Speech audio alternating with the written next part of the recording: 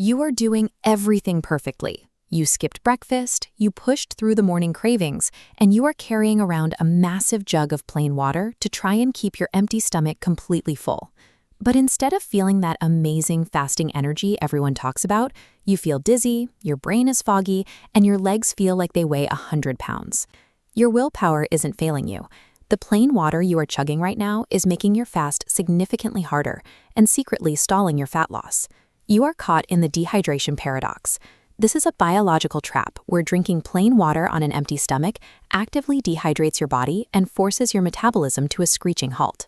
To master fasting, we have to look at how plain water behaves inside your body, because the way your cells react to water when you have food in your system is radically different from how they react when your stomach is empty.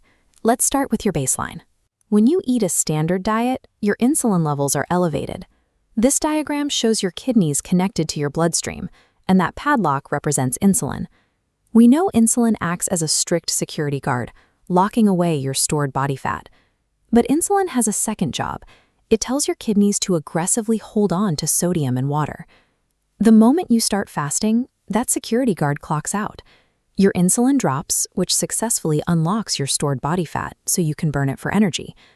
But as we see here on this chart measuring blood sodium, that drop in insulin also tells your kidneys to release the floodgates. You can flush out up to 1,000 milligrams of sodium in the first 24 hours alone. When you see the scale drop quickly on your first day of fasting, you aren't burning fat. You are rapidly draining the essential operating minerals your body needs to function. This hormonal flush leaves your entire biological grid running on empty. You are setting the perfect stage for a complete physical crash. Look at this model of a human cell. Notice those rhythmic electrical sparks?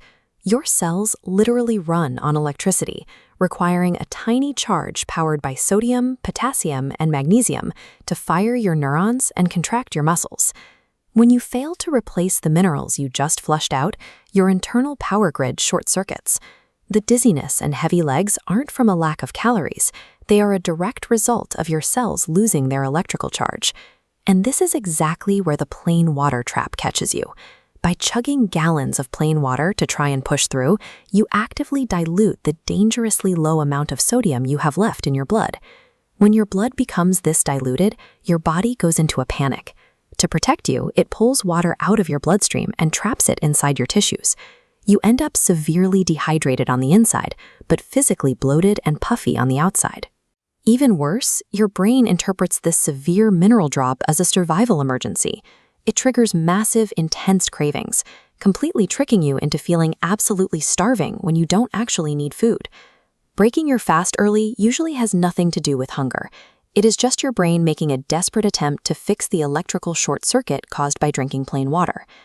To fix this and keep your fat-burning engine running smoothly, we swap plain water for the mineral anchor protocol. Think of electrolyte water as your true fasting fuel. The exact dose is simple. Most fasting doctors recommend taking in around 2 to 3 grams of sodium a day while fasting. As you can see in this graphic, that equates to roughly half a teaspoon of high-quality sea salt dissolved in a liter of water. Sip go slowly throughout the morning. You are providing your body with the raw electrical materials it needs. Your brain fog clears, the fake hunger vanishes, and your fast becomes almost effortless. But you must avoid the zero-calorie trap.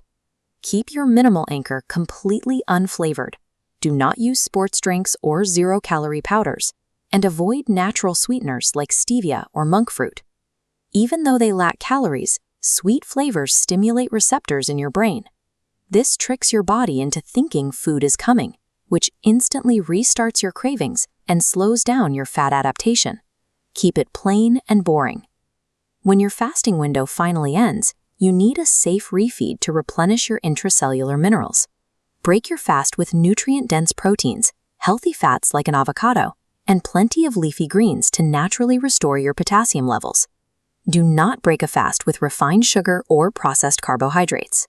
Doing so will aggressively spike your insulin, and your kidneys will immediately trap all that water weight right back into your tissues. By treating fasting as an electrical cellular process instead of a miserable battle of willpower, you keep your biological fat vault wide open. But as your fast extends, a terrifying myth haunts almost everyone. You have probably been told that if you fast for too long, your body will start eating your hard-earned muscle for fuel. Your biology is infinitely smarter than that, and it actually deploys a massive hormonal shield to protect your muscle tissue while you fast. I break down exactly how long you can fast before your body touches your muscle in this next video right here. Click on it, and I will see you over there to keep decoding your biology.